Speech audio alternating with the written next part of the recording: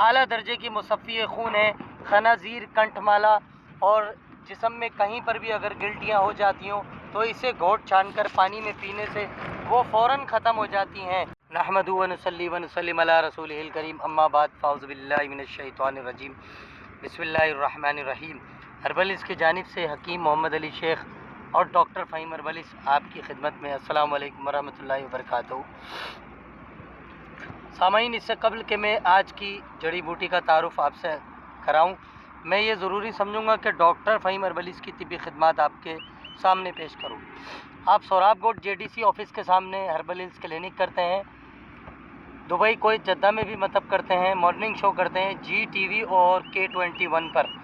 Artificial intelligence کے ذریعے دنیا بھر میں ادویات کی ترسیل کی جاتی ہے۔ ناظرین، مزید رہنمائی کے لیے نیچے دیے گئے نمبر پر رابطہ کریں۔ تو آئیے چلتے ہیں ہم اپنے اصل ٹاپک۔ آج کی جو ہماری جڑی بوٹی ہے وہ برہم ڈنڈی ہے۔ یہ جو آپ سامنے پودا دیکھ رہے ہیں یہ برہم ڈنڈی کا پودا ہے۔ اسے یلو تھسٹل بھی کہتے ہیں۔ برہم ڈنڈی جو ہے بہت ہی خاص پودا ہے۔ مصفی خون ادویات میں، جن میں تقریباً 8 جڑی بوٹیاں خاص طور پر جو شامل ہے آیوروید میں، ان میں سب سے اعلیٰ مقام رکھتی ہے جو ہے نیل کنٹھی، برہم ڈنڈی اور سرپھوکا، اس کے علاوہ چرائتا، اور بھی اس میں 4 ادویہ اور بھی شامل ہیں۔ تو ان میں سر فہرست برہم ڈنڈی جڑی بوٹی ہے۔ برہم ڈنڈی اور برہمی بوٹی یہ دونوں ایک جیسے ہی نام ہے۔ ان دونوں کے نام کی نسبت سے مریضوں کو یا بعض حکماؤں کو، بعض جو نئے ہیں اس کام میں، ان کو دھوکہ بھی ہو جاتا ہے۔ تو خیال رہے، برہم ڈنڈی الگ چیز ہے، برہمی بوٹی الگ چیز ہے۔ برہم ڈنڈی کا پھول اس طرح کٹورا لیے کھلا ہوتا ہے، جبکہ جو برہمی بوٹی ہے کاپٹس ٹیٹا، وہ ایسی جگہوں پہ ہوتی ہے جہاں پانی زیادہ ہوتا ہے، نہروں وغیرہ کے کنارے۔ یہ برہم ڈنڈی کا پودا آپ نے دیکھا، اس کی شناخت کر لیں۔ یہ اعلیٰ درجے کی مصفی خون ہے، خنازیر کنٹھ مالا، اور جسم میں کہیں پر بھی اگر گلٹیاں ہو جاتی ہوں تو اسے گھونٹ چھان کر پانی میں پینے سے وہ فوراً ختم ہو جاتی ہیں۔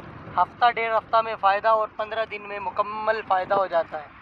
علاج میں بادی چیزوں کا پرہیز بہت ضروری ہے۔ اس کے علاوہ ناظرین، خون کو صاف کرنے کے لیے سردی یا گرمی کے موسم میں بھی یہ اعلیٰ درجے کی کام آنے والی جڑی بوٹی ہے۔